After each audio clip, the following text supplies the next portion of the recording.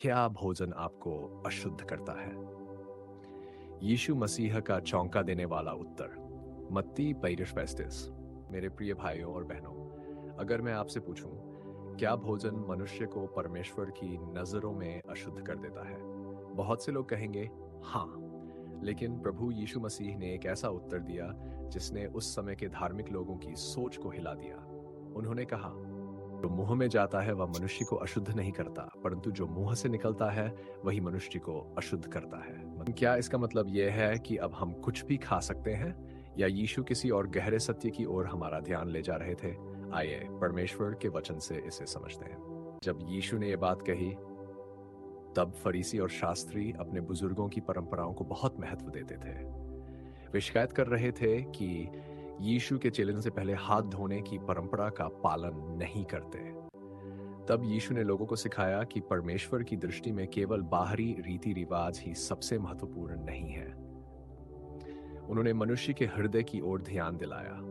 भोजन शरीर में जाता है और फिर बाहर निकल जाता है, लेकिन जो शब्द हमारे मुंह से निकलते हैं वे हमारे हृदय की असली स्थिति को प्रकट करते हैं। इसीलिए आगे मत्ती फरमान 23 में यीशु कहते हैं कि बुरे विचार, हत्या, व्यभिचार, चोरी, झूठी गवाही और निंदा हृदय से निकलते हैं और यही मनुष्य को अशुद्ध करते हैं।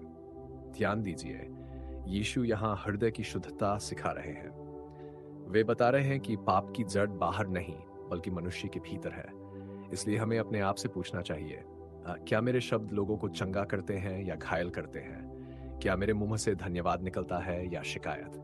क्या मैं दूसरों को क्षमा करता हूं या उनकी निंदा करता हूं? याद रखिए, हमारी जुबान हमारे हृदय का दर्पण है। यदि हृदय में परमेश्वर का प्रेम होगा तो मुंह से प्रेम निकलेगा। यदि हृदय में क्षमा होगी तो शब्दों में भी क्षमा दिखाई देगी। लेकिन यदि हृदय में ईर्ष्या, घृणा और पाप भरा होगा तो वही हमारे शब्दों में सुनाई देगा। इसलिए यीशु हमें केवल बाहर से धार्मिक दिखने के लिए नहीं बल्कि भीतर से बदलने के लिए बुलाते हैं। आज आइए हम प्रभु से ये प्रार्थना करें, हे प्रभु यीशु, मेरे हृदय को शुद्ध कर। मेरे भीतर से हर प्रकार की कटुता, घृणा, ईर्ष्या और पाप को निकाल दे। मेरे मुंह से केवल ऐसे वचन निकले जो लोगों को जीवन दें, आशा दें और आपकी महिमा करें। आमीन। यदि यह संदेश आपके जीवन के लिए आशीष का कारण बना है तो इस वीडियो को लाइक करें, शेयर करें और चैनल को सब्सक्राइब करना न भूलें, ताकि परमेश्वर का वचन और भी लोगों तक पहुंच सके। परमेश्वर आपको भरपूर आशीष दे। शालोम।